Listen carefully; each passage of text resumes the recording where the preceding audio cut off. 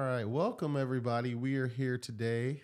We're here to talk about our open season that we have going on. We're also here to talk about our open play, and then might have follow with actual start of the playoffs that will be happening on the 16th. We're joined here, John, AZ Preps, also Theory, part of Bucket City offseason, and we're just gonna have a conversation and talk about what we see and what to expect probably going forward here within the next couple of weeks. John, you want to lead us off? Yeah, and let's kind of explain the open to all the fans out there because there's been a little confusion going on. So what happens is the open takes the top teams 5A and 6A. And if you lose in the first two open, you fall back into your conference play. So for example, yes, Canada lost to Perry. Uh Canada season's not over. The 5A conference playoffs, and they'll continue.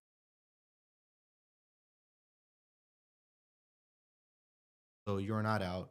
And let's say, there's eight teams that will advance in the play in tomorrow. If 11 teams fall back from 5A, it does not eliminate the bottom seed. What will happen then is next another play, and then that winner will be top seed. So all the winners of the will will still have a seed. If for some reason there's not enough down in conference play, then the top seeded will advance into. Let me ask you this this question. Do you think this is the inaugural year of the play? Do you think the AIA might kind of do this next year? 'Cause what I've what I've noticed, right, is you know how you have because people are putting the bracket kind of looks like the NCAA, but when you go to NCAA and you have those 64, once you lose, you're out, right? There's no second chance of continuing on in the NIT. And I think from an outsider looking in, when you watch these games, some teams look like they're not playing to win, right?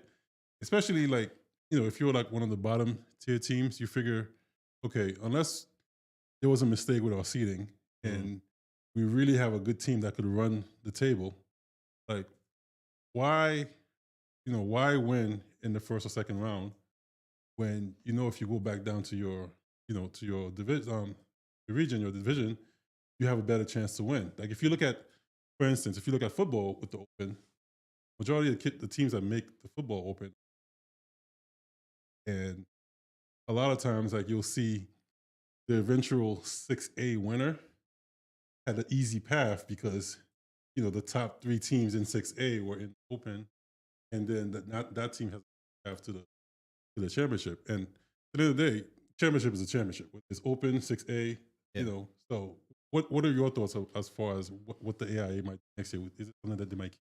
I I think I'm sorry. No, go ahead. So I kind of saw how when they initially wanted to kind of bring this all together last year, they didn't want to actually do. They only wanted to do 16. That would make most.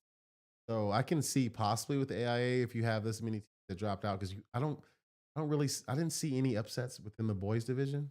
Yeah, there was not that many lower seeds. I think there's a mountain, right? Was there a lower seed that won? There was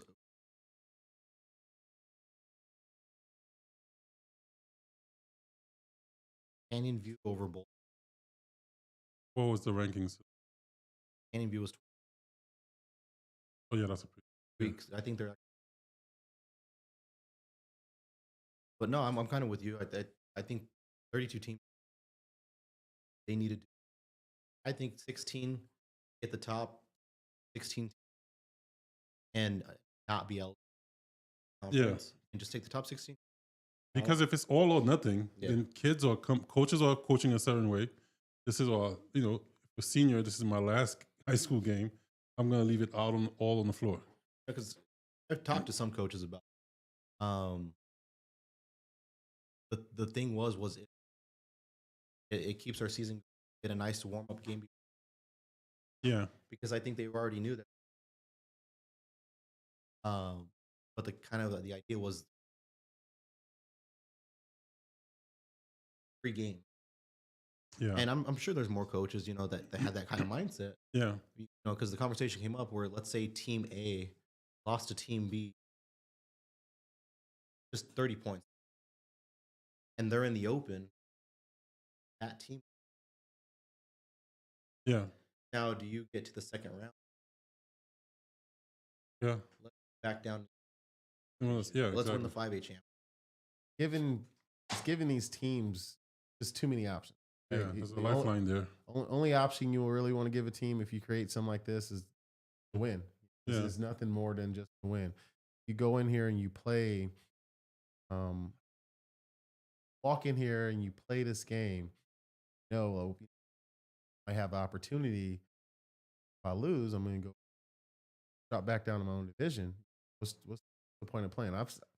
Yesterday after reviewing some games, I think you Yeah. saw a couple games where it's like you're wondering why coaches are going so far deep in the bench like Yeah. this regular season. Yeah. So if you have those things that are happening, looking at the bracket, right? I will probably say, looking at every team here, I think that if I was going to just roll my dice and say, if there's a team that were willing to play and win, probably would be just Cienega. They're the last team to make it in here. Yeah. Hey man, I beat Perry. Boom. Let's see how far we can go in this. Beat the next team. Let's see how far we can go. And actually, I saw 2 games. I saw the Perry game, and Yannick actually played them really well in the first quarter. But you just knew that, Perry was the better team just by, looking at the athletes. But, you've seen, there's no saying like David can't be Goliath, right? Mhm. So and you've seen upsets all the time. But if Cienega knew that was the last game, there's a chance that they give Perry a run for their money. Swinging. They're Right? going out swinging. Oh, yeah. That's just how Right. that's how it goes. And And as a coach, you have not do it. yeah, It's not like, you know what I exactly. mean? Especially when you're very Yeah, other top 30 teams. It was a really big line. Came out fire first quarter. I yeah, think they were down by 4 second quarter. Perry just kind of figured. yeah, Willie. It's tough for anybody in the state. yeah. And another game I saw was a Saguaro game, and it's like full disclosure here. Titus's son plays on that game, so I'm not looking for you to comment at all. Please don't comment. No comment. No comment. So, but me as a fan watching that game, like Saguaro scored 24 points in the first. They look like, and it's like they look like they were evenly matched, right? And you have a good cohesion going. Kids are scoring, and then for some reason, like Coach Henry like went deep into his bench. It was like a 9-man rotation at one point. And I'm like, if you're in a playoff game and you're trying to win, like you go with your top 7 kids, maybe 8 if somebody gets in foul trouble. And kind of go with what's working. Yeah, you go with what's working and you stay with it, especially if you have like an 8 or 9 point game at the end of the first quarter. Because Saguaro was up by 7 at halftime. It was 7 at halftime. Yeah, And then there's to me like there's no reason that Saguaro should have. I think they got killed on the offensive boards, and the defense was not what I've usually seen from Saguaro because they usually press early and often.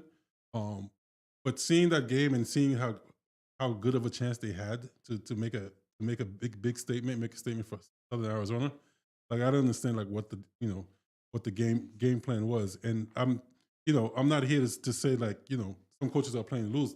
No, as a competitor, you wouldn't think that's happening, but if you feel that there's a lifeline, I don't feel like kids are putting it, especially the seniors, they're not putting it all on the line, right? And it's like, and they're playing with what the system is set up to be right now. It's like you get an extra game, especially if you're a lower seed, and then you have to travel to Phoenix. You're already at a disadvantage. So if you get a lower seed, but you come back to your division, get a home game, why not play for that? yeah, because they were up by 7 at halftime. Saguaro was over Highland at half, and then Highland goes on, Yeah, kind of just does that to you. Okay, we have 4 Yeah. let's just get out of here, Just get out of get here. out of Just town, get out. and go Yeah. back home, and let's get a home playoff. Yeah. Even those games aren't looking. Yeah. Right. And just let staff know right now. I think I just messaged. I don't have no sound on live stream. Check it out.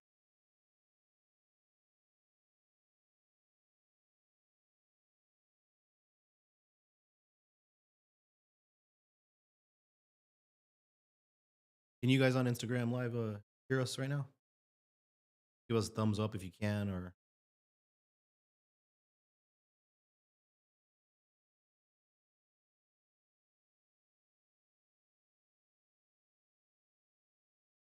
Yeah, we got a hot feed right now with live.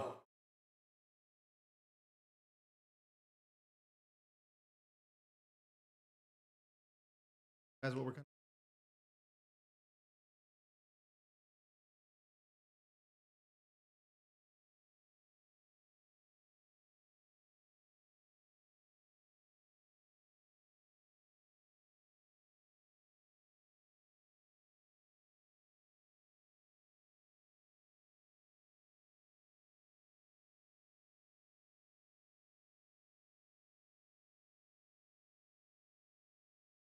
Hey, John, get that microphone closer to you.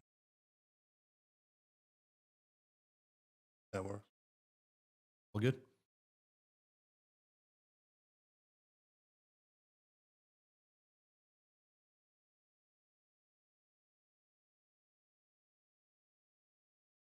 Go ahead and talk. We good? Hold on, we got a delay. Delay. We have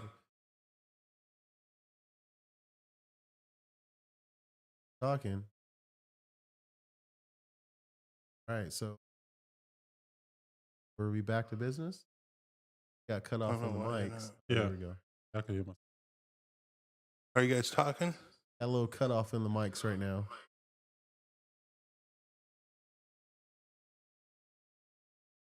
Yeah, I could hear the delay. You're good. You're good. Okay. All right. Turn the volume up on this a little bit. Turn me up. Okay, are we good? And now a little bit, Theory. Can you hear? Yeah, I can hear. And on these microphones, and I know people who are listening. For those who are kind of set up, and we're just kind of checking out stuff. So just so any. Also, guys, when you are talking to phones, make sure you're getting close to them, because Sounds good. I think John was messing. I don't blame him. All right, so we're back on right now. on the like. Fading in and out right I can hear you. Yeah, I hear you. now. All right, so that's fine. All right, so let's get back to business, guys. Yeah, I think we touched on two other than from the next one I see. I didn't get a chance to see. Galleon up. Yeah, I seen a 57.79, so pretty lopsided. I don't how. yeah. So I talked to a couple people about the Peoria Cat Foothills game. Cat Foot guards kind of struggled to get their three ball off. Peoria, Camacho is back for the last couple weeks now. Had a big game yesterday, and then number 24, I forget his name for Peoria, also went off. But Peoria, man, they're one of my favorites. Before I knew the Open was going to happen, they were my favorite to win the 4A. So no surprise that they're handling their. They got a tough test tomorrow against Notre Dame Prep. Notre Dame Prep's the top 5 team in 5A. Peoria's, I think number 2 in 4A. So that'll be a that really game good one. you had a 4A beating a 5A. Yeah, yesterday. And I think the only other Southern. No, it's Tucson and Liberty. Oh yeah, Tucson Liberty was prepared. And I saw a post from Coach Langsford. He was talking about how he learned a lot from his team from there and like how they can compete with anybody. That's just a program where I think he's just he's on point with his kids as When far as they were shorthanded too against Liberty. I coach at Ironwood Ridge High School, and we played Tucson High at the regular season finale. Mhm. And so Tucson High was without Jeremiah Luna against Liberty. And they're also without Dylan Miller right now, who's out for the remainder of the season, from my understanding. That's two vital pieces of that So team. two starting guards. Yeah. And you're still, against a top 5A team, you only lose by 13. Yeah, because one of the games we broadcast, Jeremiah Luna was actually the player of the game in one of our games that I believe was the game against Troy. No, I think that was Marana, right? It's Marana versus Tucson High. Oh yeah, that was the Yeah, that's that what it was the MLK game. Yeah, it was Jesus Digger and Jeremiah. They were a player of the game for most Yeah, of those. yeah. That kid has a big motor, and he he could score it from anywhere. So if he was missing, then that's a big detriment for that team not to have and not to have all your guys going into the open like that. And looking at the score, it looked like it was a pretty close game. So let's go ahead and shift and start talking about the play-ins tomorrow. Okay. All right. So I think first up we have Shadow Ridge at Rincon. Don't know much about Shadow Ridge, but they are on the road, so the games will be at Rincon tomorrow. Cole Vernon, obviously they're going to need him to do his thing down low. He's almost, I think, a double on the season. But yeah, anytime you get a Phoenix team at home in Tucson, like I told the Ironwood guys the other day, the narrative of Phoenix being better than Tucson, it's because we allow it. You know what I mean? We allow it. It gets in the kids' heads when they come down here. And you can see it in warm-ups every game you go to. The kids, instead of focusing on the warm-ups on the game, they're kind of looking at the players like, oh my, what's going on over there? Yeah. They start looking at the players, and all of a sudden they're just And they kind of feed into that, right? Yeah. And we have like some athletes here. I think, Abraham Jarkowski on Rincon, if his coach, would give him the liberty to actually, play his game. I think a green light for that kid that's a game changer. Like you give or as he's known in Tucson as Blue, you give him the green light. Yeah. And just let him go. And there's some kids I understand you have to play within the system and whatever, but he's not a half court player. No, he's not. He's get the ball out in transition, fast pace, plays above the rim. They have the pieces, and they could definitely, make some noise and beat a Phoenix team, I think. Yeah, what else do we have here? we got Marana going up to Phoenix tomorrow against North High School. And North is not a bad team at all. I think they were 10-0 in their section, 17-8 overall. That's including the tournaments and everything on Max Preps. Trying to look up their stats right now. Yeah, I remember, was it 3 years ago? I want to say my son's freshman year. Tucson High had played North, and I think they had a program sweep on that team itself. So, if I'm gonna give a fighter's punch, I'll give it to Marana. Like I said, they got Jesus over there. That kid is, I already told you guys how I feel about him. He's legitly a contender in my opinion for like 6A player of the year. If he can wield everything in, because they had some big wins, like the Mountain View game. That Mountain View game where it was pretty much, my opinion, if Mountain View beats them, they get in. They get in. Yeah. And then Marana, they beat Mountain View and then they get in. So I think they're in a good situation to kind of come up and, possibly be that team that, they drop, the 16 seed. So Yeah, so North has 3 players right now averaging 15 points a game roughly. So that's going to be kind of tough. That just shows that they have some offensive firepower. They got pretty good rebounding. Looks like some pretty decent defense according to Stills. But yeah, Marana. So like, you're Marana, and you're planning for a team that has 3 guys right now averaging about 15 points a game on the road at their home. What's the game plan there? Game plan is like just leave everything there. You just go out there and play.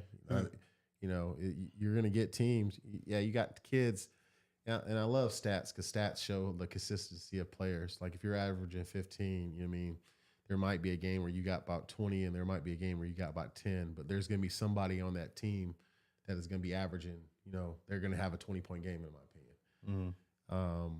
If they can just sustain there and just go up there with the mindset, like what's the height that we have going on for that North team? They haven't really beat anybody of great caliber, I would say. So they're definitely a beatable team. They did beat Green-Con at the beginning of the season by I think 10 points. But other than that, looking at their schedule, it could turn out to be a favorable matchup in Marana's And I think favor. I think Rincon went into double overtime with Marana just recently. Oh yeah, that was 101 to some like 94, yeah. I think. Yeah, Marana has to really use their athletes. They have a couple double And multi sport athletes on that team, and if when you go on to Phoenix, like I was telling you earlier, like it seems like a lot of these teams, like the kids get in the gym, get in the weight room. And Marana has a team where you have a couple of kids who could really get physical with you. So to me, Marana's chance to start on the defensive end, really like press, really get physical with them, and also like offensive rebounds. How many second shots are you getting, right? And that's going to make a big difference. I think too, Marana has to. So the thing that scares me about Marana is they've mid-season kind of they had a 20-point lead against Choya going into the fourth quarter, a 19-point I think it was, and they lose that game. They had they were up on Cienega, I believe, which was a top team, and they were up on them by almost 20 points. They lose that game. Ironwood played them at Marana. They were up by I think 1 point going into the fourth quarter, and they lose that game. So they're showing they could compete really good in the first half for sure, and even into the third quarter. But they have to be able to, you're not going to go into North High School and play 2 good quarters, maybe 3 good quarters. Yeah, it has to be consistent. It has to be the whole game. But the big thing about that was the Marana players keeping their cool. Composure and They cool, don't let the refs dictate how you play.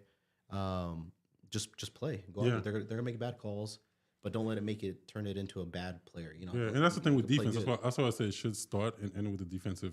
On the defensive end, well, like there's certain parts of the game your shots are not gonna fall as they were falling, in certain parts of the game. But the intensity that you have on defense and how you get after it, that you could control, right? Yeah. Staying in front of your player, boxing out your player. So it's the little fundamental things.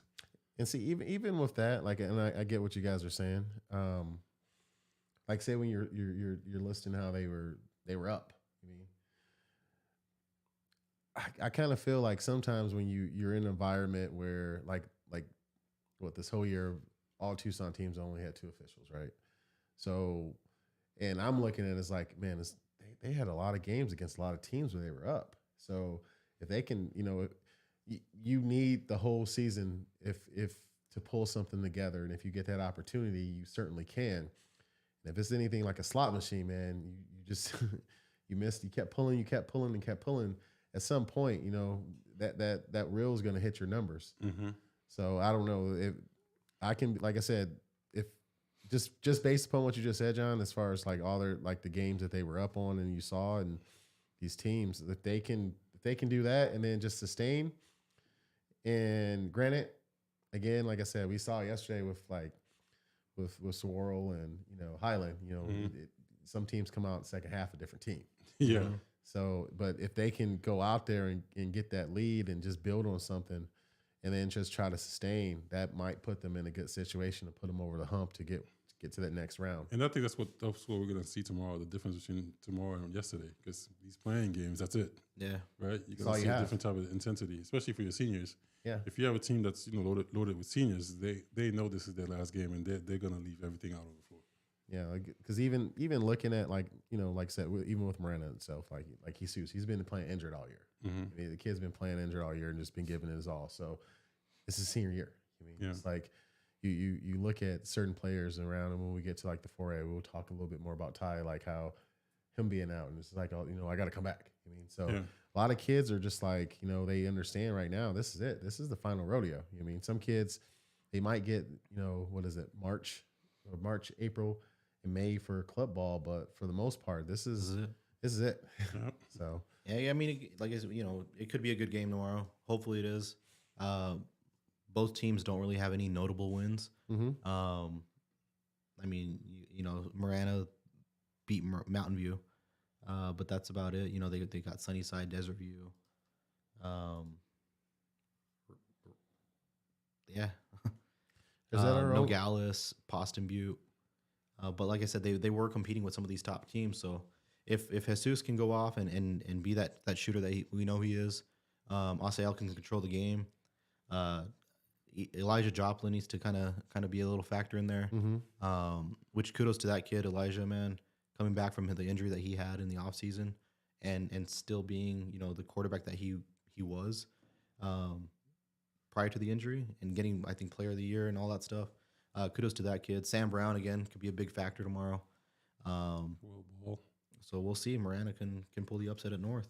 All right, let's jump over to 4A so that way we don't have to we talk about the big 5A, which is where you're from last. All right. All right, so let's jump over to 4A. So we got our play-ins that's happening tomorrow for 4A. Let's start off with the heavy hitter, man. We got Moon Valley coming down to play Pueblo. We've already seen that Isaiah Hill is a beast. That dude is a freak. I mean, just especially like seeing how he comes out and he plays and he can just he can get everybody involved. I mean, because I always say one player can't beat your team, but one player can get your team going to beat another team. But he's that one player that could beat your team. Yeah. When he gets going, it's like there's no stopping him. And I feel like he's one of those players that he's gonna score, but if you put too much on him, he's gonna dish the ball too and get the ball to find the open guy. So I think he's averaging like 4 assists a game. I want to say is he Something. If it is, that's a lot for a kid that scores that much. That's a lot. Yeah. I mean, I think the number one kid in the state, I think, is AJ Marsh. I think he's averaging like 6.7 or something like that. Yeah. 7. 4 would be a lot for Isaiah because he does score the ball a lot. He does score a lot. Yeah. So they have two legit guards that are coming down to play them tomorrow. I would say for Pueblo, what they have, like I said, we talk highly about Isaiah, but we have to give kudos over to Daryl Jones over there at that school. He's done a lot with a little over the time that he's been there. He's one of those coaches that can kind of get every player going, like get them going, get them believing in the program. And even this year with Pueblo, that I want to say, I think a couple of weeks ago, two weeks ago, I think their number 2 guy actually just quit. Really? So the kid quit before the Saguaro game where they won. Are we talking about? Is it Yak or? No, it wasn't Yak. It was hold on, let me see if I can figure this out. But yeah, it was their second scorer. Number 10? Number 10. Yeah, I think he if you look there, you won't see any more stats coming from the last game is before that Saguaro game. Yeah. And then moving forward, he had nothing. So And another thing with Pueblo, I didn't see the game against Saguaro at Pueblo, but I saw the game against Saguaro at Saguaro, and to me, it seemed like they were overmatched at the time, and even without Titus, and the fact that they were able to take that on their home court beat Saguaro tells me that they're a different beast when they're at home. So, I saw that game. I saw both games. One, I was with you. yeah. The second one, I just went over to watch because I wanted to see Hill hit his 1,000 points. And I don't know. I kind of feel like Saguaro came out with a different strategy. Like the first, I'm one of those people, if something's working, let's just use it again, right? Let's totally use it again. Because the first game is just, Saguaro, it's just like the South Point game, right? Where if you look at how South Point played against Pueblo, South Point plays, their defense is based upon a half court defense, where it's help offense or help defense, right? So they don't do the whole pressing situation.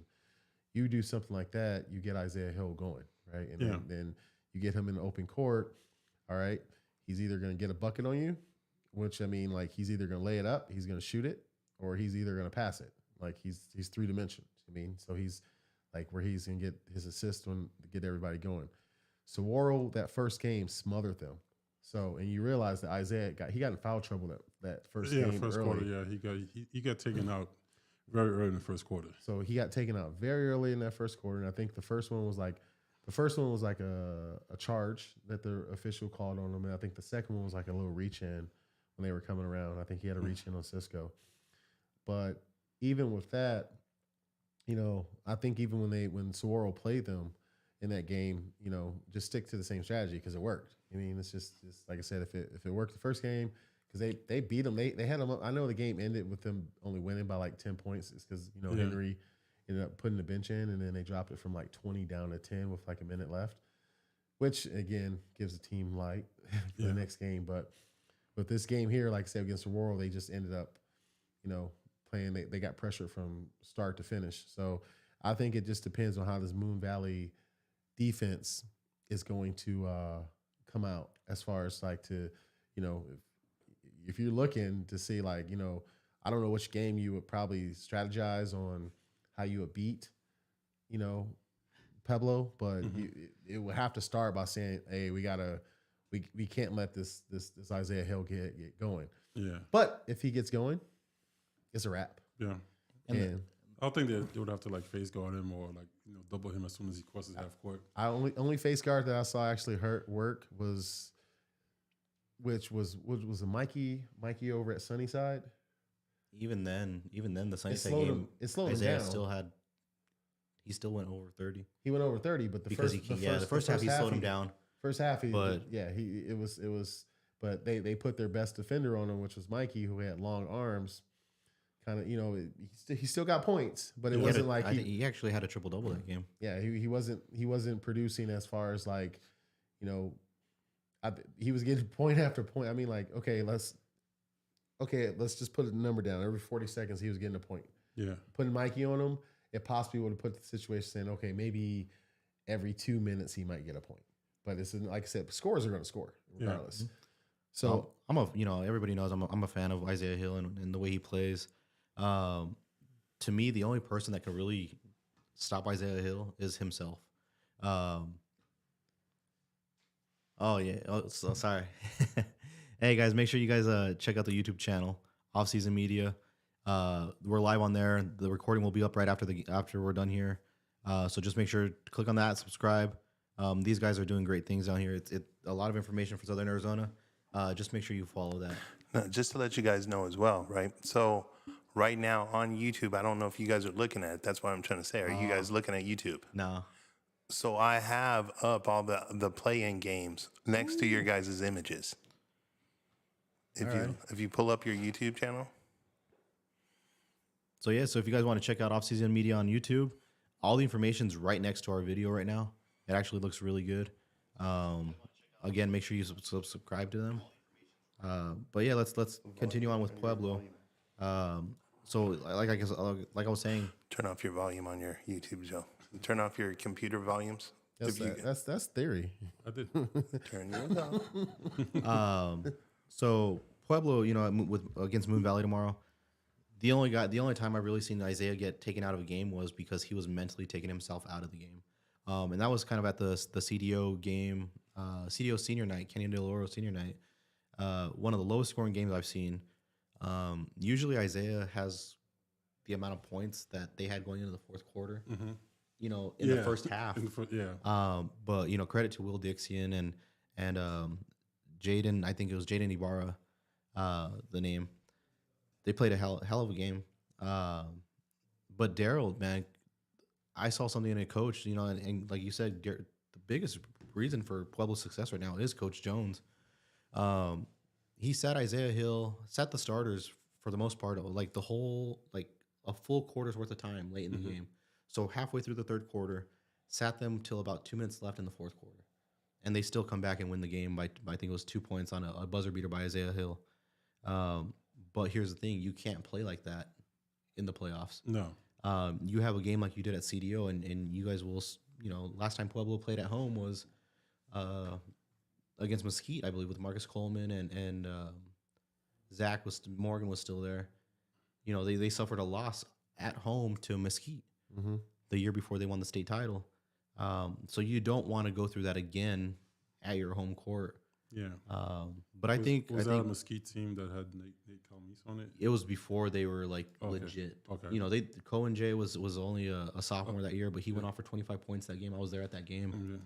Yeah. Pueblo had like an 18-point lead at one point and blew it. But on paper, I don't think they'll struggle much against Moon Valley. But again, playoff mindset, you can't overlook them. Yeah. You got to go out there and play to your absolute best ability. You're going to need help from Yak. Anthony Carranza could come up big on defense. Yak. And then Yak shows up, they don't have a problem. Yeah. no, not at all. If Yak can go for just 10 and maybe 8 boards, they'll blow them Yeah, out. that's the key right there. Yak shows up, they don't have a problem. I think even looking here at their roster, they don't have. Let me see here. Moon Valley only has a 6'7" kid, and even pulling up his stats right now. Let's see here. So they're 6'7". Oh wait, where'd it go? I think he might have disappeared on me. Wait, I'm pulling up Miranda. I'm sorry. Let me get back to where I was at. So Moon Valley, let's see here, roster. But Moon Valley is coming off a win against Paradise Honors, which is a pretty good 4A team. So they'll have that momentum going into there. But again, I don't see them escaping here with a win. So they have a 6'7" kid, Hayden Turnabell. Usually when I see the kid with the picture on Max Preps, they're actually they're players. So Hayden, let's see here, looking at his stats. Last game, he only scored 2 points. He had 3 rebounds. The game before that, on the wait, hold up a second. Hayden Stats has been entered for the win against Mingus. So yeah, he had 14 points. He was 60% free throws, 60%. He was 42% from the field. So, so it looked like he had a good game for him. He's a junior guy, 6'7". So if he brings the energy down, they're gonna have to match that, because I think that's the only problem I think that's happened with Southern Arizona in our guards is when they're having a consistent big man that's coming down here scoring up points and grabbing rebounds and putting putbacks and stuff like that. All right, what's the next school? Next one, we got Amphi traveling up to Thunderbird High School. And, Amphi, great season, with the coaching change. Former coach went over to South Point to join the women's squad. Yep. And so with the coaching change and everything, I think Amphi right now is like 13-3, 13-4, I believe. But they were right there in the mix for the region.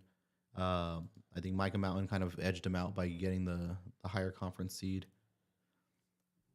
Trey Lyle, sophomore, 6'6" sophomore over at Amphi, has three or four 40-point games already this season. Wow. As a sophomore, he's already broken the Amphi scoring record twice. They're gonna need every bit of those points when they play at Thunderbird tomorrow. That's the thing. Like when you have a kid that scores that much, that you could bet your bottom dollar the opposing team is gonna aim to lock them up. I just don't. Amphi this year haven't really, like, defensive mindedly. I feel like their team is on par with any team in the city as far as for defense.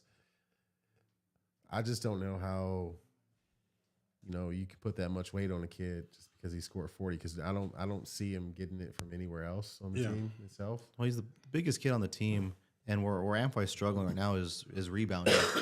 So Trey Lyle, you watch him play, he plays on the outside a lot. He doesn't really post up much. Isn't in there fighting for boards, boxing out, getting the board. I think he averaged maybe like 3, 4, maybe 4 rebounds a game. Yeah, he looks the part. You know, when you think about a basketball player. But like you said, like he's still kind of raw. I think we saw him play against Saguaro, right? And, Yeah, you know, they held Saguaro to 47 points, so kudos to them. On yeah, the so, defensive that end. game was a very defensive minded game where both teams were pressing the whole game, right? But like he needs to add a little bit more pieces to his game, Oh, yeah. especially when you have all the tools as a athlete like that. If he gets a consistent jumper, it's a wrap. Yeah. And Right, another right. another player that could be big for them is Kevin Quintero, number 23. He's a senior. Yeah, he's a real nice looking player. Like he has all the fundamentals. The thing about him is he's the hustle guy you want Yeah. on your team. Like, dive for loose balls, the 50-50 balls. He'll win majority of those. He'll go in and get those rebounds. Yeah, Finishes at the rim really well. So, I mean, if those kids can get in sync and play really well tomorrow and get some help from the supporting staff, they could. But Thunderbird is a pretty tough team this year. yeah, and you gotta look at when teams are playing on the road, Yeah. right? Especially when teams are traveling from Southern Arizona up to Phoenix. Like it's a big bike to shoe for them. Like I'm waiting for one of our teams to go up to the Phoenix team and pull off an upset, but I know it's gonna be hard for them. I think Amphi has the best. I mean, they're the only one really on the road. Them and Marana. Marana has a really good chance to be that team though, that goes up there and upsets somebody. But yeah, Amphi, good luck. You got Thunderbird High School tomorrow. Trey Lyle, play hard. Kevin Quintero, you guys fire up the team and get a win. Yeah, let's go, guys. So next we got Eastmark at Cell Point. It's a different Eastmart team with the Dewberry twins going over to Enterprise, but they've been able to sustain. But it's also a different Cell Point team too than Yeah, they we're have used to talking about. Yeah, Yeah, they have what is Kenyon still out? As far as I know, Canyon's still out. he's planning on trying to come back for the first playoff game. With his competitive mindset. I don't see why he wouldn't play tomorrow. Yeah, But Logan Martinez is out too. yeah, Yeah, so players you know if you can play or not. yeah, The one thing that I advise, like I hope players don't do in this situation, is play when you're not ready to. yeah, Especially when you have Canyon has options after high school. yeah. So don't kind of sacrifice that for what's going on right now. But if he's ready to play, South Point has a legit chance to Yeah, get that win. I think it rides on him, right? If he plays, I think they have a very good chance, especially that they're playing at home. And the other little guard, I think Jonas, I've seen play against Soraro, and it seems like they didn't go to him enough because he seemed like he's a pretty good jumper. Yeah, he surprised me when I watched him play. Yeah, He has a really nice mid range, like you said. yeah, A pretty good defense too. But the weight of the game is probably going to fall on Pasha Shemirani tomorrow. yeah, So, which 6'7" big man, yeah. one of the top forwards here in Tucson. They need to make sure that especially I think like he needs to set his mark on the defensive side, right? You control the paint, you get the boards, and you give your guards an opportunity to push the ball up court and get yourself some easy points. I don't know. I think that's just maybe I'm just biased seeing South Point play all these years. I don't see them losing in the first round, but I also didn't see them losing 3 games in a week Yeah, Yeah. this year. yeah. It's not the South Point that we've used to seeing in years past. They've, it's almost like a rebuilding year for them, and it's not helping that, you get Logan Martinez hurt during the season, you get Kenyon Torres hurt during the season, and I believe you said that, Antonio was out the last game as well. Antonio was out. Yeah, Ooh. And that's what I said. Like, even with missing Antonio, missing Logan, missing Kenyon. that's South 60% Point, of their starting lineup. Yeah, Saguaro only got them by 10 points. Yeah. I mean, so it wasn't like a, clear runaway with the game itself. Yeah. So it It has to be a next man up mentality, right? Nick Del Bosque has to step up. Jonas has to step up. Nick is I think Nick should have probably been in that starting lineup the whole year. That kid is legit. Yeah. So Why don't you think he's getting the playing time that he should be getting? Because I hear it a lot. Nick Delbos. me personally, be playing a lot more. I think because he was over at the Vols, and I think when he came back there, it might have been maybe a little bit of these kids have been here type mentality. They never left. They Yep. never quit on the team. Yeah, but that Yeah. kid, I mean, there's no reason why, he can't give you the same output that Kenyon Torres was going to give you. I mean, he's like his shooting's there. I mean, he's a hustler. He's been playing hard. He's been playing prep school basketball for the past couple of years. Yeah. So it's like he's been matching up against good competition. But like I said, it's just I think they went with what they knew. All right, next matchup we got going on here for Southern Arizona, and if I was going to put some money on this, I bet you a Southern Arizona team's going to come out this. All right, You got Micah Mountain hosting Walden Grove. Yeah, I mean, I would bet with you if I was a betting man. I just think that's terrible. We talk about this a lot, where we say it's crazy how they match two teams up in the region to play each other. You know what I mean? In the playoffs. Yeah, I understand the computer might be doing this, but some type of human aspect has to go into like staging this. It's good because at the sense, if you look right now, I'm looking at Micah Mountain, and I'm looking at Walden Grove. And if I'm Walden Grove, I got a chip on my shoulder because last year I didn't get in the playoffs because I picked up a game and played Micah Mountain, and Micah Mountain wasn't actually in any region as of last year, and I lost, and I should have won the region, but I didn't win the region because we had that one loss to Micah Mountain, and they gave it to Rio Rico, and Rio Rico got in the playoffs, and Walden Grove didn't. So this, in my opinion, I will look at it as one of those situations. It has to be, season of the revenge. I mean, it's just and like I said, with Walden Grove, they have Ashton Romney over there. That kid is he could go. he can go. Like he's stretched out. He can shoot. This kid can get to the rim. He can pretty much do it all.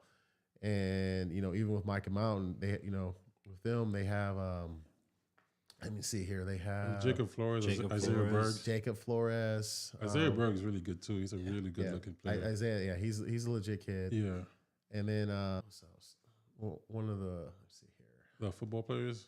They're the one brother is out. Okay. Caspin. Caspin's out. So They Kaysen. have Kaysen. Yeah. Kaysen So- Colbert. So they I always look at Micah Mountain, man. That's like a football team playing basketball. Yeah, they have who's their point guard? Is it Will? Well, I think Will's Jacob coming off Flores- the bench. Yeah, he's coming off the bench. Will's coming off the bench. Okay. And But- Jacob Flores. And I also think like you guys get and we have to kind of like do analysis after this is over. I think it's gonna be hard for teams to go on the road and win, right? And the Walden Grove's traveling to you gotta put some part of that Walden Grove is not playing home. Well, not only that, but Have you ever been to a Micah Mountain game and like seen their fan base? Their fan base comes out. Yeah. Like they come out. So it's and you know how they do it where they pack everybody on one side Yeah. and there's no one behind the bench.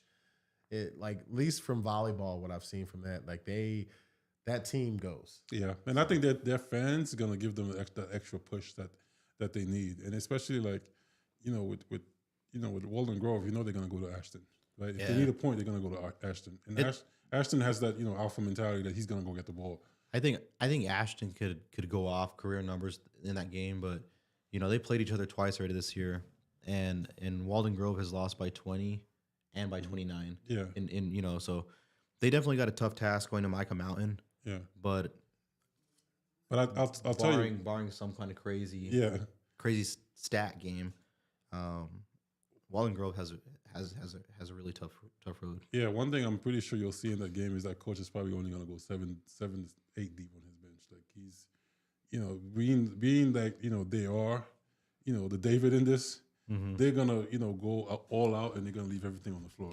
Yeah. I want to see like even with this Micah Mountain team, like Will, like that kid, he's in the gym at 6 o'clock in the morning. He's Well, his Instagram handle is Will is in the gym. Will is in the gym. He's always in the gym, man. Yeah, so Yeah. so I don't think he chose that handle. By Even when he's mistake. not in the gym. Yeah, That's the confusing part I see sometimes is like, how is this kid not like on the floor right now in crucial points of the game? Because Yeah. he goes out there, he does his work, he does what he needs to do. You know what I mean? Yeah. And he's only a sophomore, I think. Yep. He's a sophomore. That whole Micah program, and that's why I take my hat off. Kudos to, just across the board from like everything they've been doing. that school has a very good sports mentality.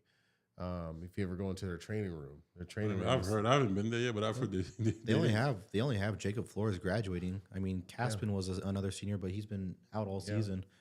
So you have everybody coming back next year. Wow. Yeah, Amazing. it's a team to mess with. All right, so So who's going to be the top team in Vale next season? top team in Vail next season is going to be Micah Micah Mountain Mountain again. or I Cienega? think it's going to be Micah. Cienega's losing a lot of players. They're losing Ben. Who else? They're like 8 seniors. Yeah. Yeah, it's Micah. Micah's. I mean, it's just perfect time. They got that whole North Carolina feel right now, Yeah. and I think Cienega was like your Duke.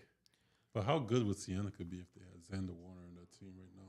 As the key, because almost everybody knows I was at Cienega Yeah. for the first part right before the season started. Before I made the move over to Ironwood Ridge, Xander Warner went to the Wolves. Jackson also went to the Wolves. I forget his last name. But, Yeah. but to me, Jackson was a huge piece that could have been what Cienega needed to make a deep run. Yeah. Just based on his defense, No, and then you had yeah, Ezra yeah. also that guard option coming off the bench. Yeah.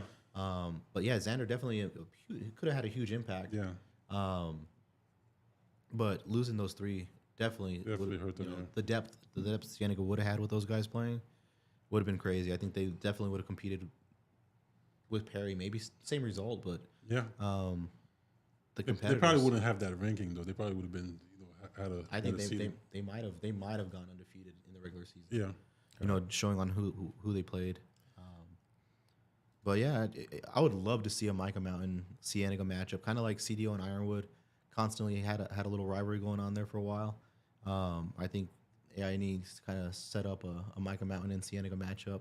Type of rivalry, kind of Yeah, like something, every year that they play each other. It's kind of like Yeah. South Point and Foothills does, even though they're not in the same conference anymore, but they always play at least once. Mike is that new school everybody wants to go to, man. It's just like you can't even open enroll there until sophomore year. Wow, but it's just so far though. Like, It's the closest school to Tucson. It's Right not. right down the road from me. It's a lot closer. It's what Valencia and Houghton. Yeah. Yeah, that's for a kid that's looking to play, and we've seen it most of the time with like a lot of our talents going to like the outer rims of the city yeah, and playing. So that's the spot where people are heading to. All So right. now let's get into let's John's get into the 5A, baby. big bracket, the 5A play-in conference. our production staff here is the best.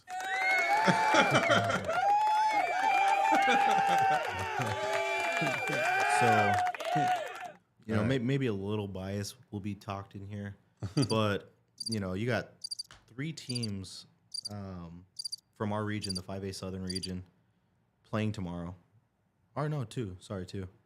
Joya. I'm gonna go out on the ledge here and say that I feel that Buena is going back to the championship game. Buena's going, hey, bro. Buena put the curtains over everybody. It's people don't know what they had brewing down there. I've seen them play once, and I was like, Yeah, highly impressed. They were under. What is it? They were underseeded. Is that what we I said? think They're very think- underseeded yeah. because of what happened in the first half of the Yeah. season. I think I saw a poll from you today. Like you have 2 of their players on there, Hawthorne and Yeah, so player of the year awards in that Yeah. in that region, it's either between Ben Kamak, Mason Tippett, Ajan, Yeah. or DeAndre Hawthorne.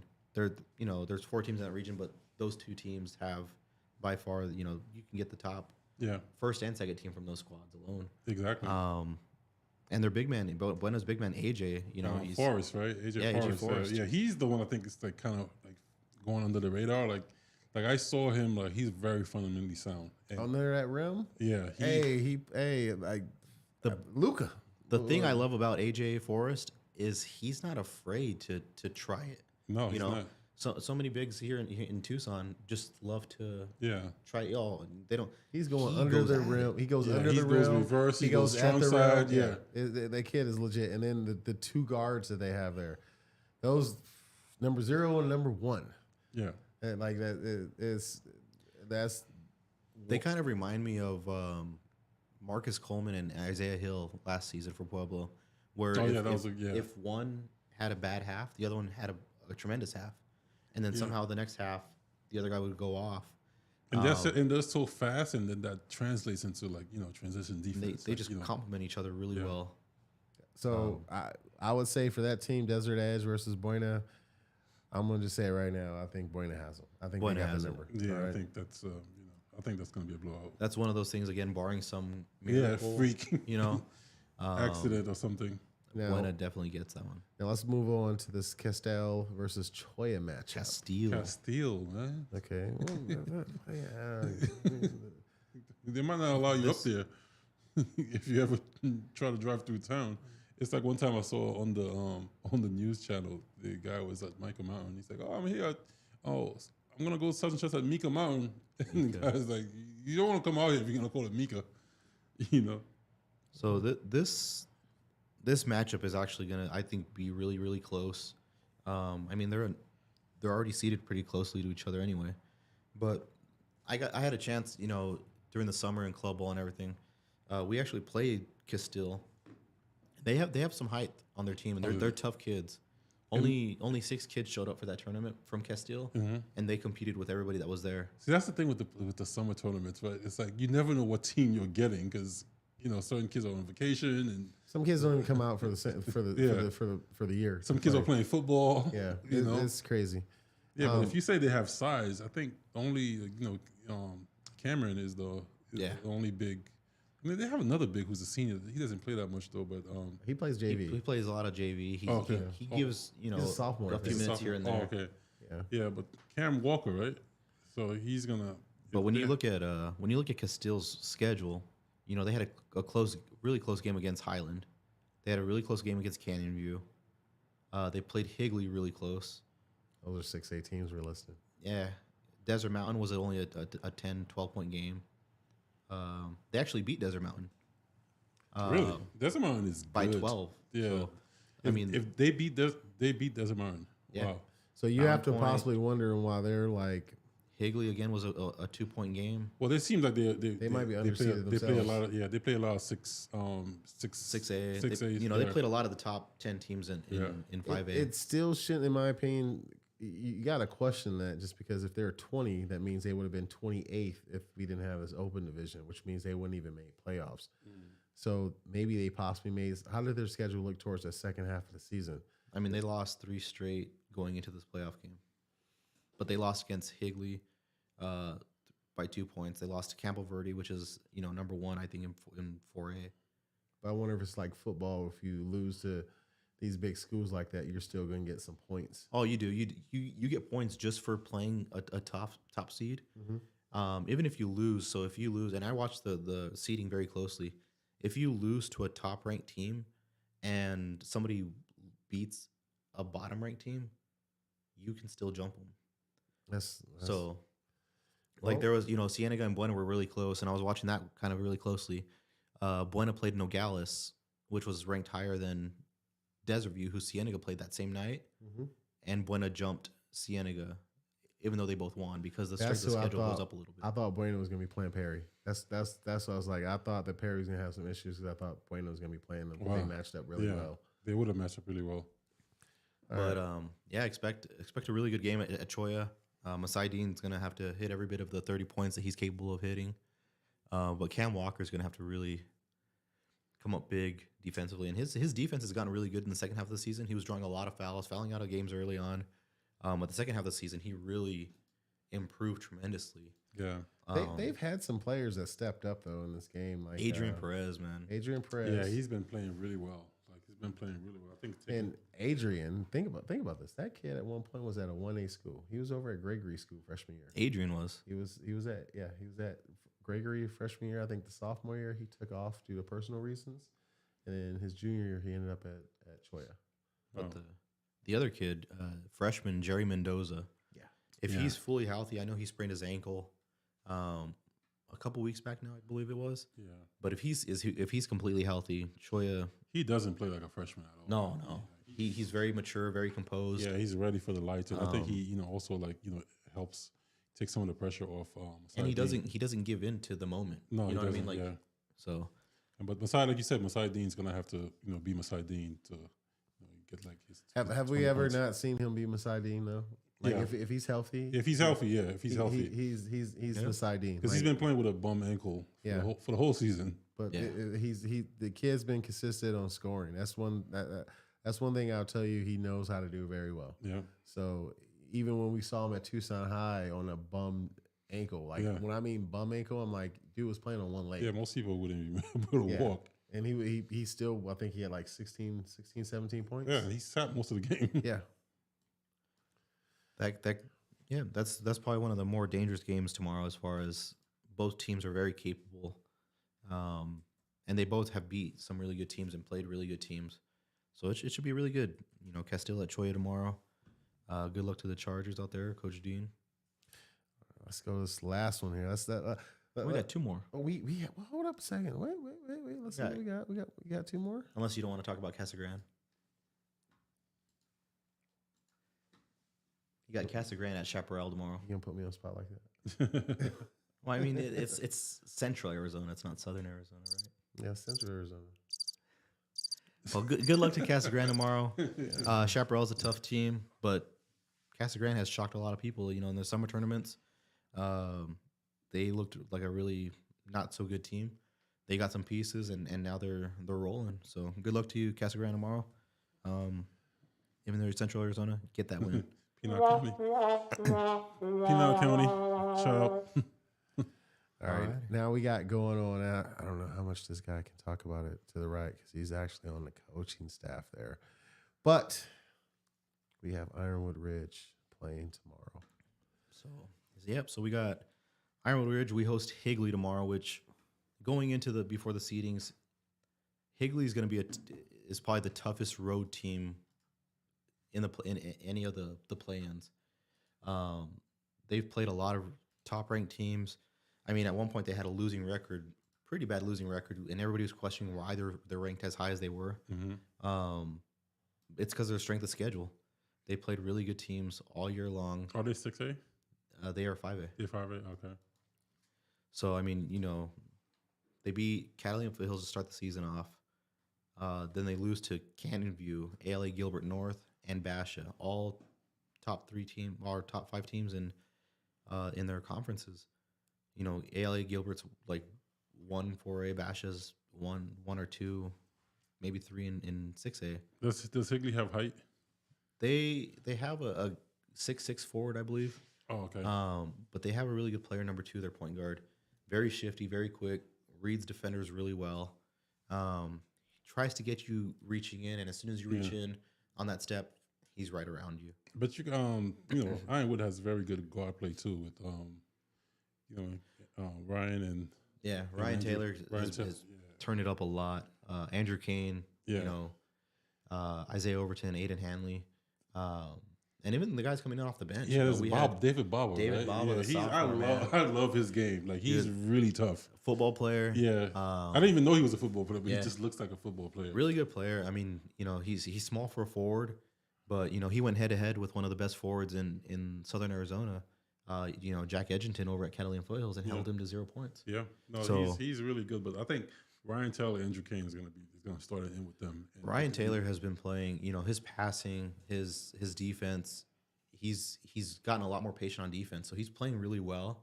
And that's where I kind of like the matchup right there with him against this guy where, and I talked to Ryan today, I was like, you have to be really disciplined on defense. You can't gamble, you can't reach, Yeah, you can't step wrong yeah, because this guy is so good that yeah. you step wrong, he's going to get right around you. Yeah, I don't think like a lot of the kids, like especially in high school now, they don't realize the importance of just stay in front of your man. Yeah. Right, just stay in front of them. Like you stay in front of them long enough. Like you're gonna You reach it. Jordan said it. You reach, I teach. Yeah, Mm-hmm. But I'm more looking at this as like, I think Ironwood, they're coming in good. I think if they would have lost that game to Tucson High, that would have been like a bad taste in their mouth because they had 3 losses right before that. That was a very big win against Tucson High. No excuses because we had our chances to win those games against Choya and Mountain View, but our guys, our main guys, some of our guys were sick. Yeah. They missed the practices going into those games. We played kind of limping, you know what I mean? But we still had opportunities to win. Tucson High kind of showed what we were capable of, when Mhm. we're full strength. Yeah.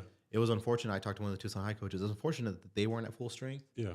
but they had a team that was still pretty damn good. Yeah. They were missing one guy. They have a lot of dudes that are ready to plug and play. Yeah. Tucson High, so. Tucson High's depth is ridiculous. Yeah. And credit to Coach Langford. I've told him, I've talked to so many other players about this.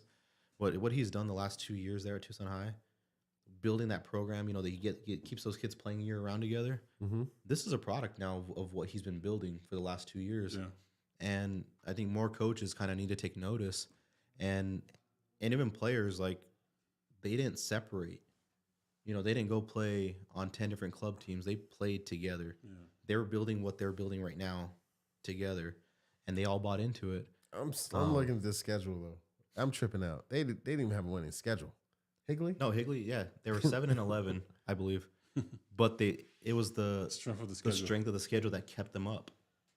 Because if you look further down in the 5A, I think there's a team with a winning record that's ranked like not even in the top 30. Yeah. The thing is, like, you got to reward a team for playing And then the big guys. Williamsfield hasn't won a game all year, and they're ranked above a lot of teams that have like 5 wins. So You just gotta understand where I'm coming from. I'm So the just looking ranking at, doesn't like, make much sense. like, but yeah, it's just it's crazy. 7 and 11. Like, Yeah, that's the thing. But if you don't play a cupcake every game, you play hard teams, and you see every team that you played like have 700 percentage. Then that's probably why. But I get it. Wins should matter too, right? yeah. they barely lost to ALO Gilbert by like 8 points. Yeah, no, they're a tough squad. When they definitely don't pass the eye test, when you see them, you're kind of like, how is this team? Yeah, But then you see them shoot, you see their defense, you see how they attack the defenders. We're gonna have our hands full tomorrow, and being brutally honest, we haven't done so well at home this season, so it's time for the boys to kind of, this is their get back, kind of, you know what I mean, for all Yeah. those games. But yeah, All right, so I think that's gonna pretty much wrap up all of our teams that we just went through right now. I think John wanted to go to another selection of what his thoughts are going for, like Region Player of the Year type stuff. So let's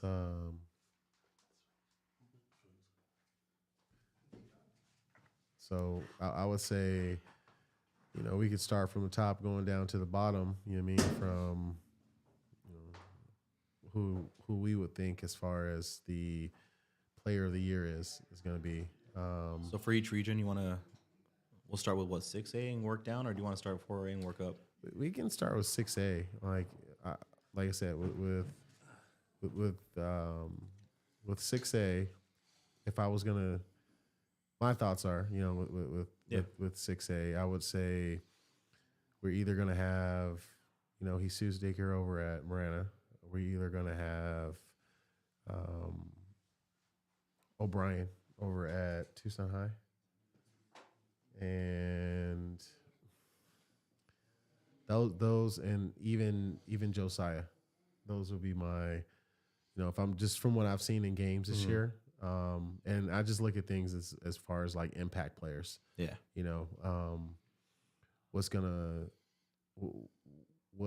What piece kept everything afloat. You know what I mean? So those will be my 3 if I was gonna make a selection. And granted, like I said, I've seen every kid in Southern Arizona. Yeah. I believe is great talent, but those 3 are so far the ones that I'm like, I can, they've helped carry as far as their help build on what they've already, established at their schools. So kind of a little different. I think the players you mentioned are great. I think, Khalil Bannon from Tucson is going to be in the conversation. I said him. The 2 games he missed are the 2 games that Tucson High lost, except for the last one against Ironwood Ridge. They lost to, I think it was Dobson and Sal Point, and they were missing Khalil for both those games. He comes back, they go on a winning streak. Antoine Green, another guy that was in the conversation. I think if Tucson High would have won those games without Khalil, I think Antoine's a great candidate for that.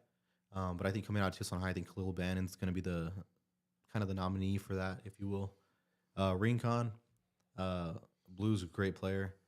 Cole Vernon's another guy that should be in that conversation. But another guy that doesn't get enough credit, I think, because the stat sheet wasn't what I think people expected, was Diem Mercy Biranjiro, I believe is his name. Great defender, had really good games where he shot the ball really well. But if the stat sheet doesn't back up that kind of argument. And see, Blue, and like even at Rincon, like Blue is on that. He'll be on that radar too. It's just like I said, the way the system that they run, it just doesn't give him the opportunity to blow. Yeah. I mean, it's just like I said, he is athleticism wise, that kid is legit. Oh yeah. I mean, like athleticism, he can get to the rack. He can give you, defensive mindset of us out there playing. So yeah, I would say he would be in that conversation too as well. And then two good players out of Marana, Jesus Dwecker, I believe, Yeah. and Asael, forget the last name, but two great candidates again from Marana. Dwecker's a really good scorer. Asael's great passer, great defender. I'm a big guy on defense, so if you play defense, that kind of gives you a little edge. But all great candidates coming out.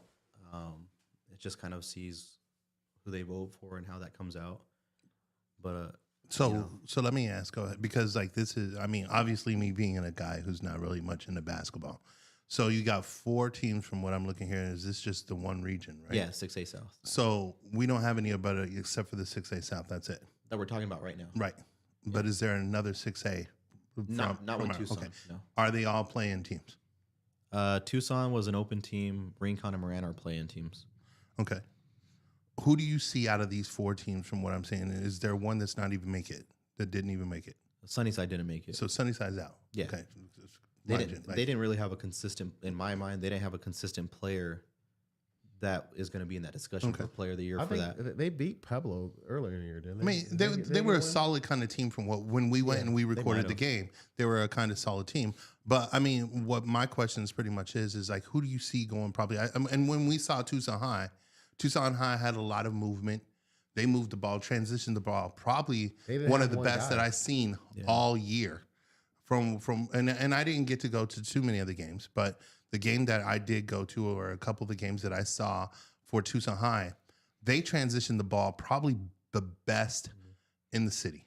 Like boom, boom, boom, boom. Everywhere was a threat. They moved like hands down, probably the best movement. And if you see that, like, and they would sub kids in, and they would those absolutely. kids would be able to run that. And that's what I said with Tucson High. It's hard to even, go that route just because every piece on that Tucson High team, it's not just one important piece on that team. You can take Correct. one person out, and that coach has that team Fills it. so like Well-oiled structured so machine. well. Yeah. It is a machine. Yeah. And that's what I really liked about. So my question then becomes, who do you think out of these 3 teams that are actually actually got the best chance? Now, granted, that also comes with the luck of the draw, who they get to play. Yeah. We know how that goes because, like, if you come in and you could actually get ranked, which actually could hurt you, like because and like you brought up a point earlier, it kind of sucks when a Tucson team plays a Tucson team. Mm-hmm. But at the same time, we also got to look at the percentages of the Phoenix teams. They could say the same thing. It really sucks when we play a Phoenix team.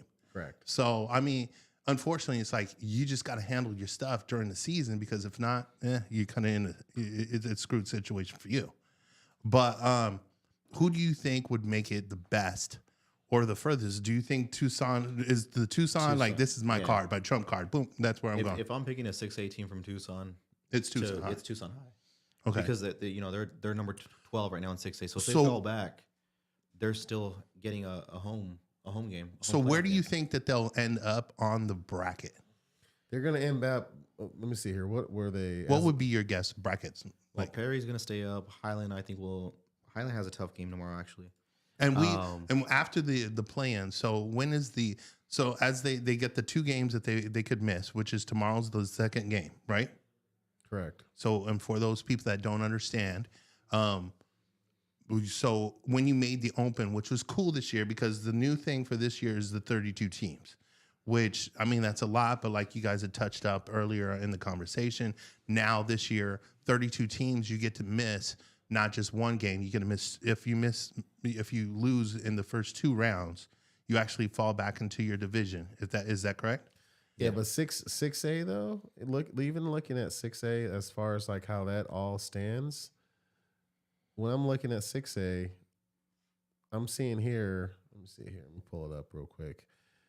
So within 6A, Tucson High falls within 12, right? They're ranked 12 in 6A. Right. Okay. So they're the number 5 team right now, as it stands with the teams that fell back yesterday. Okay. So they'd fall on. So they're number in 5 right now. And which they- would mean they would play what number? They would play the It'd be going backwards, right? 16 go back 5-11. so 11, which Which is that can be That could be an complicated. interesting game. Yeah, Yeah. that could be complicated. Like I said, this open division is kind of, I would say, for 6A, it's kind of a little deadly. I mean, just because even then, just because You're it's- still, but that's the same it's thing 14 when I'm. it's 14 teams that went out of the 32 teams. No, it's I agree with 14 you. of I them. agree, but that's just like the open 8 in football. Mhm. It's dominantly going to be heavy 6A because you are supposed to be the best in the state.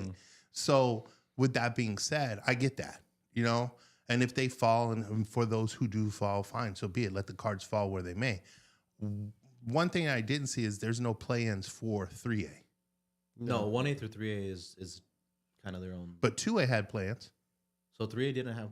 I didn't really look. That's at them. because, like, even on my thing, as it's posted up on, if you look on YouTube, but right to the on the right side of us right now. So the small schools for the AIA, they have it a little different, right? So kind of like the small schools kind of really govern themselves. You know what I mean? Right. Like even when you go to an appeals board, right? Up at they have a big school appeals board, which is like 4 through 6. Right. Then they have a small school appeal board, which is 3 through 1.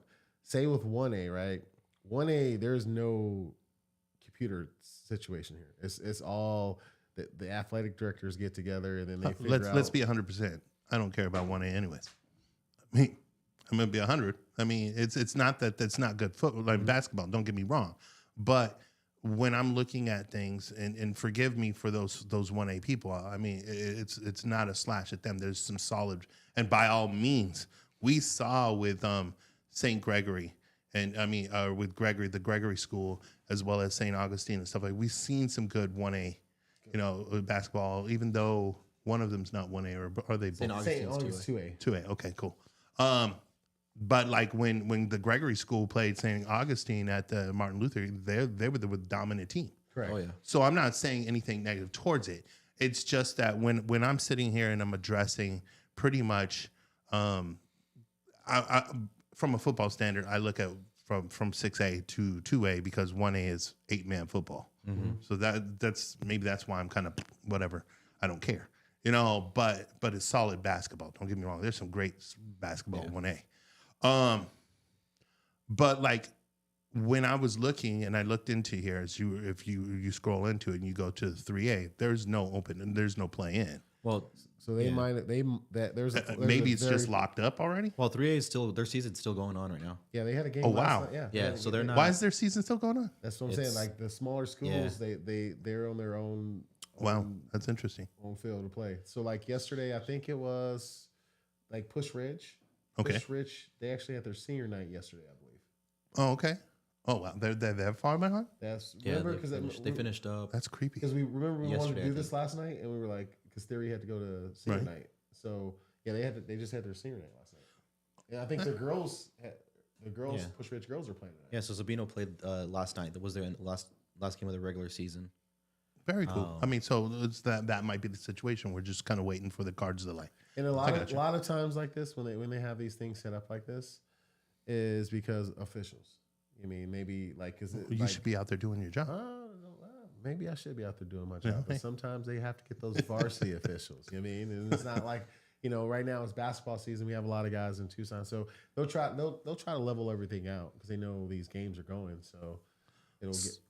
So getting back into the 6A, we got the buy-in games. That's what we're talking about right now, right? There's no teams really in the open anymore. Those are all gone, pretty much. From Tucson, yeah. Tucson's kinda- all the open teams that came from Which- Tucson are out. Which I was talking to Titus on the way over here. I think when we really get into Tucson or Southern Arizona basketball, I think there's got to be a better challenge, or at least We don't have that still sharpen still mentality here. We have a couple of key teams, key components that you could probably sit there at the beginning of the season and whatnot. Go, we're playing these guys. These are the best teams in town. And with the regions for football, for example, finally getting aligned to the point where now it makes sense where they're playing actually valid teams against each other. I don't know if you guys are familiar with the region lineup, but the region lineups for basketball actually make sense right now to me. I think that's something that needs to kind of happen with basketball a little bit. Like, I want to play the best basketball teams because, as you had pointed out, I think it was Perry. Perry has, they're ranked pretty good because they played a solid schedule. Correct. We're not playing a solid schedule because we have to go through these cupcake teams. And I'm not trying to call like certain, like, you suck. It's just that there's certain teams that need to play peer teams so they can start to evolve and become what they are. Like, we're not drawing, like, for instance, if and maybe this is completely different with football over the Tucson concept. I mean, with football over the basketball concept, is that when I look at football, kids don't want to come out and play on teams that they get killed. No. And I would assume that's the same mentality when it flips over to basketball. It's like, I don't want to play for a school that we suck. And it's an ugly conversation, but it's a conversation that needs to be said. Well, basketball, though, the crazy thing about basketball is since there's so much movement, a lot of, like, you have some coaches that are long term. You need 5 solid kids to play basketball. You do, but I mean, lot of these and maybe teams- not even 5. How long has Pueblo been chopping it up like this? Like 4 years now. Yeah. I mean, Yeah. I mean, Saguaro's been kind of pretty much. you got to consistent. kind of Right. look at that Pueblo situation Yeah. from a couple years ago. There's a reason Yeah. why But the it's starting coaching to build. staff, But was it's starting to removed build. It's got Hill over there. I mean, Hill, right? Hill. Yeah, Ironwood's kind of started building a little bit of movement here. The new coach, brand new Like coach this year. CDO had they barely just came like the year before last. I think they had. But give me those losing. games. You Well, see what I'm saying? The thing is when you look, and I said it earlier, the team that's doing it right is Tucson High, Right. and they have Khalil and Antoine. They have a few seniors, but the majority of their players are all sophomores and maybe a few juniors. Right. So you're going to see Tucson High do really well, I think, the next couple seasons Right. because they have a lot of buy-in. He's doing it right. Like but we now were he's even saying, attracting it's really not good just the key players. player. It's multiple. Like, they got a lot of depth because they're pulling the kids off the bench. They're training. Like, I can see a lot of development coming from that program.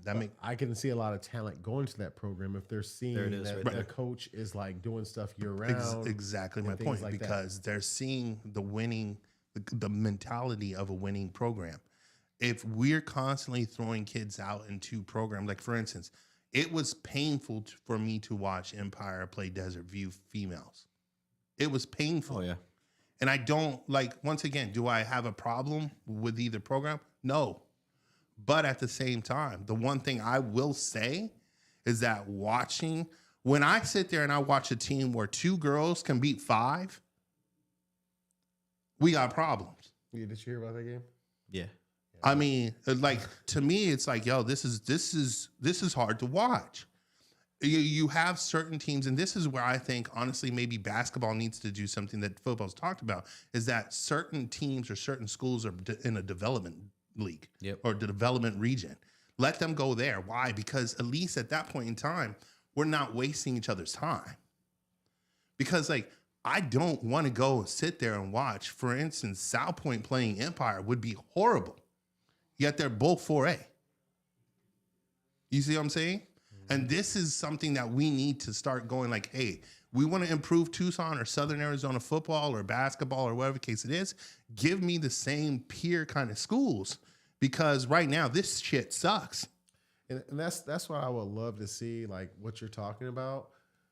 Maybe readjust the schedule at the end of December, like because the rankings should tell you, like, next year. Yeah, set it up off the ranking. like so pretty much like how the first part of the year you really don't play your region teams, right? You just go out and you play basketball, right? And you Okay, so like your freedom games. your freedom games, and then by the second, like when January comes around, that's when all of your region games start to pop up, right?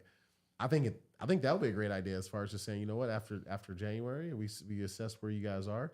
let's start placing you guys in the appropriate areas of regions where you guys need to be, and let's get competitive with it. Oh, I'm up for it. Well, so let's just Ironwood Ridge, our Freedom Games, for example, this year, Push Ridge, who didn't live up to their hype at all this year. But I could see where they should have. If I'm looking as a coach and I go, hey, look, let me go Well, ahead. they're and start- 3A, so we're a 5A playing a 3A school, so it already doesn't help. Right. And the fact that they didn't have the kind of year that they should have, it hurts even more. Well, Push Ridge, in my opinion, like they didn't. And then Marana, we played Marana, who's they didn't win the 6A. game again, the games that they should have won. Push Ridge just they just had Ryan Robinson, and that kid was just he put that team on his back, and like I said, it's only so much you can do. Oh yeah, but it's still the team wasn't what they should have been. Desert View, 0-win team. CDO, a bad 4A team. Nogales, a 2-win team. Buena was a good team that we should have had. Sunnyside again. I mean, a 4-win you're team. playing how many games, and God knows you guys play. Like, and when it comes to basketball, I mean, bless your souls, parents out there.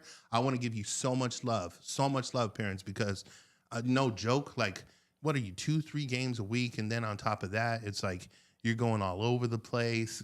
So mad love. Big shout outs to all the parents. I give you guys super love. But like, honestly, give me a season that makes sense. Like, we want to talk about why we get crappy locations or seating when it comes to playing, because we're playing each other. Why do you think, like, even with South Point basketball every year, like, just their approach is like, we don't usually see them until it's region time, because even when it's like tournament time, they're in Phoenix. They're playing in the winter time, like the winter tournaments. They're playing in the So let's do it. But I mean, honestly, if anything else from this show, I think this is what we need to do. We need to sit here and be calling out things like, hey, look, this match makes no freaking sense.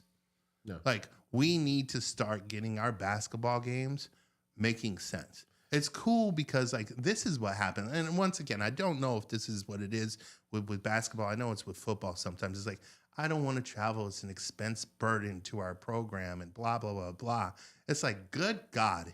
If expense is the problem, throw them in my damn car. I'll open up the trunk. We'll take them up, get them there, and we'll play some real teams, because this shit's horrific. Like, when we should not have certain teams on the same court with each other. Like, kids that don't know how to dribble with one hand should not be on the same court as a kid who has to use two hands. Or the defending state champions.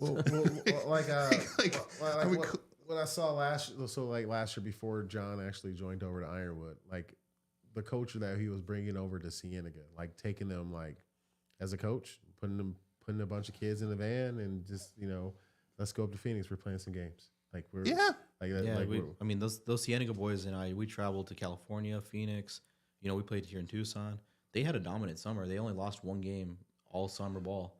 But now you're seeing we can't be afraid to lose to good teams. Right. And that, I think usually sometimes when you play teams that are less inferior or whatever you want to say, you kind of dumb yourself down a little bit. Well, I don't know what the culture of getting the roster set up, the schedule set up, but we really need to change the culture of Tucson sports in general. You know what I hate the most though? Like when I go to senior night and you see that they set up a team that you have no business playing on a senior Ladies night. and gentlemen, we got Saguaro coming out on stage with Benson. Like, no disrespect to either program, but exactly. I love it. You can't and I'm dude. So you already know. I'm good in with like the superintendents at Benson.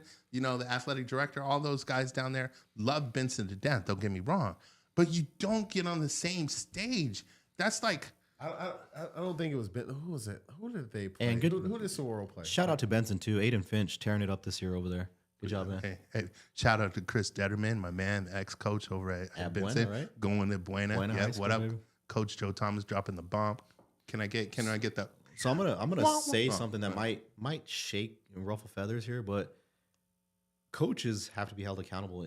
And what you're looking at right now is programs like Desert View, who probably has maybe 5 wins in the last 3 years. Now we're talking about a program issue, and like I said, it's going to ruffle feathers. Sunnyside got one of the nicest basketball courts in the state of Arizona. But the program, you got to be able to lose 3 or 4 seniors, 5 seniors, and still have that development coming in. It's called Reload. building a program, not a That's team. the thing. So if you're a coach and you've been at a program at a high school for 3, 4, 5 years now, and you have losing records, it's probably because the program you're building isn't working. It ain't a program. It's not exactly. It's not a program. So when you're looking at Hey, Desert View, newsflash. all that stuff, Athletes, get off your ass and go into the gym. Newsflash. I But- hate to sound shit. No. Being friendly is cool. I don't have a problem doing that with these shows. But let's be 100% honest. Get into the freaking weight room. Start working out. Go get on a club team. Go play other sports. I don't give a shit what you do. But by God, when you come back next year, be better than you were last year. Mhm. Because the problem is that these kids can hold down a game of Game 4 or Call of Duty like no other. But when it comes down to it, you struggling to get the ball. Yeah. Let's be real. It's we got to stop being friends. The problem is when we get with our kids and stuff like that, it's we can't be friends no more. You need to start doing something. Yeah, and school administrators also need to allow Amen. coaches to build a program. So I'm gonna go back a year ago. I was at San Manuel High School. Right? We had 25 kids come out to the program. That's a lot We were for San Manuel. at 50%.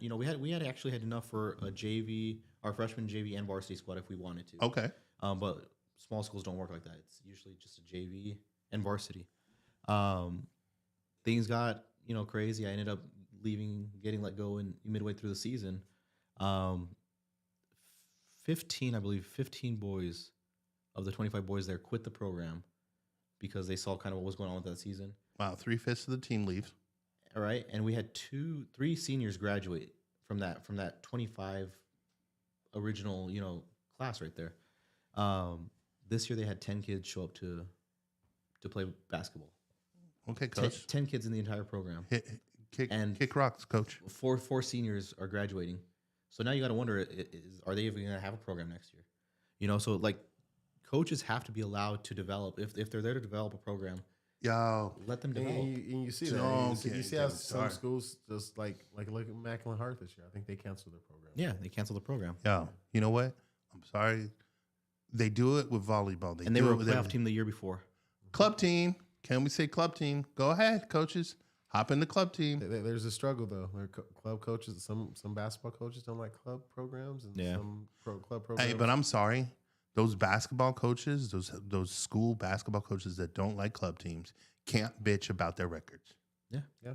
Because I'm sorry, it's kind of like when I hear high school coaches complaining about 7-on-7. Yet those are some of the best damn kids you got on your team.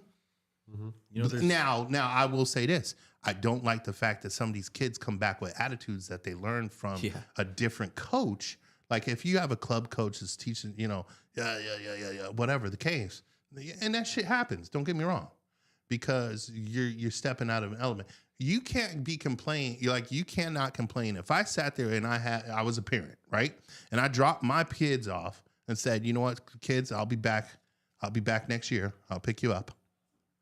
Those kids are going to come back with some different kind of damn attitude anyways. Yeah. Well, I mean, it might be the right thing. It might be the wrong thing. I mean, whatever it might, but it's not the same thing that you would have taught.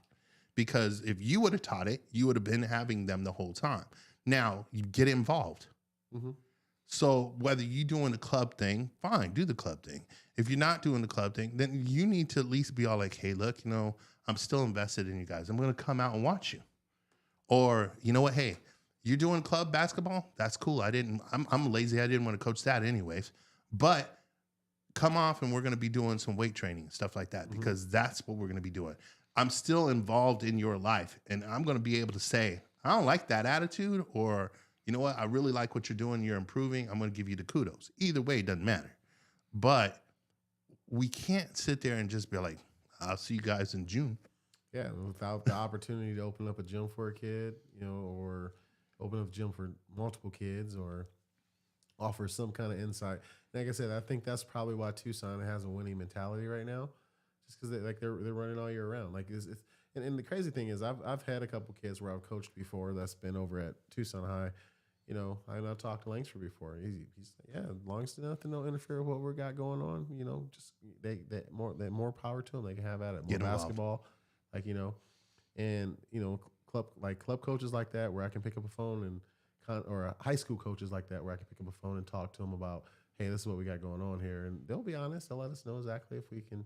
You know, I think I told you this a couple years ago. I had a team, and that it was a legit little freshman team. It was like probably 8th grade. I would say I probably had the best backcourt with Teo Guerrero and like Titus Palmer. I mean, like they were legit. And then we had Vincent Edwards, we had Oscar Perez, we had Matt Luters. Like we had like a legit team, bro. And then some of those kids went over to one school, and some of these kids went to another school, and then their high school coach made it mandatory that they had nothing to do with what they had for their basketball program. And I know I probably derailed your whole No, it's a good momentum. conversation, and I'm actually glad he commented. Adam Bernal runs a great thing, Mamba Fitness, Mamba Basketball, and all that stuff with the youth and everything. So he does a really good job. But his son, Adam Bernal. So here's how committed these players were for Tucson High. They saw the vision. They saw what the end result was, Right. and they chased it.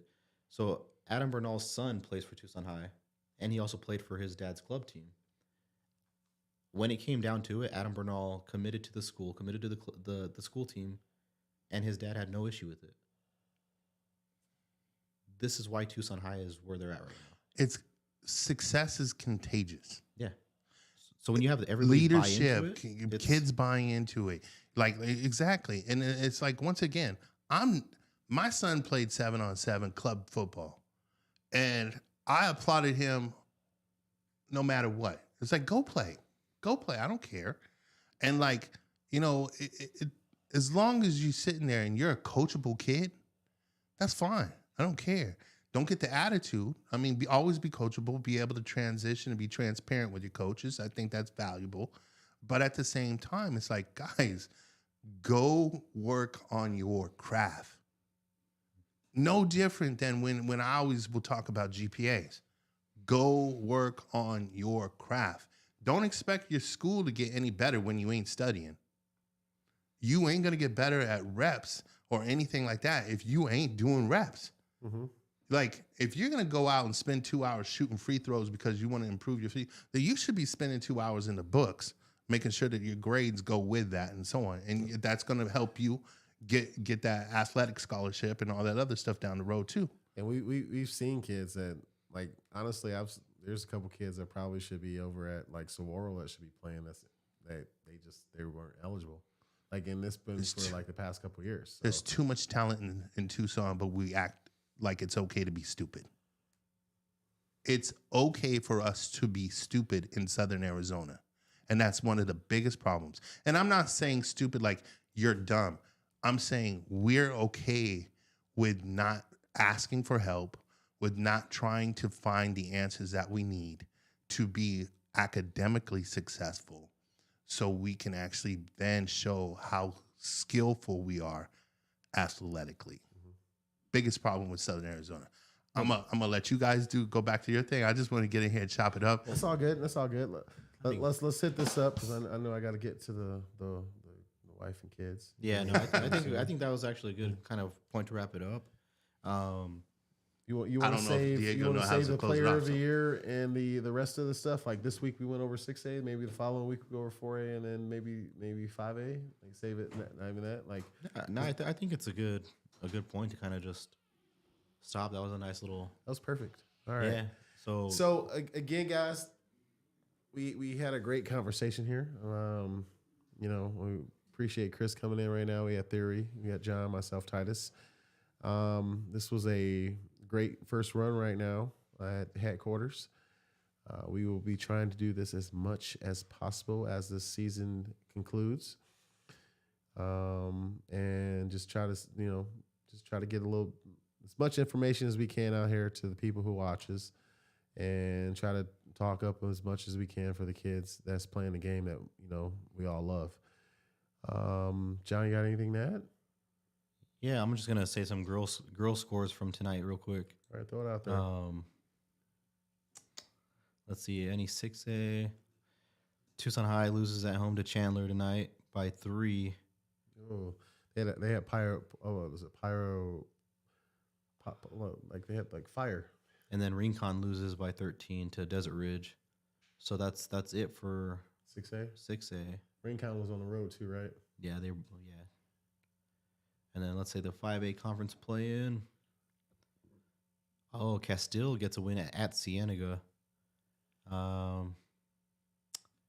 Ironwood Ridge takes down Verado.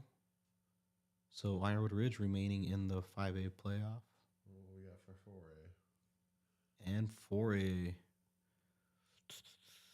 The conference play-in. This is just the play-in. I'm not looking at the open division at all yet. Peoria beat Micah Mountain tonight, and that was it for the play-in. So we only had one Tucson team from the play-in advance, which was Ironwood, right? And then let's see, South Point defeats Hamilton.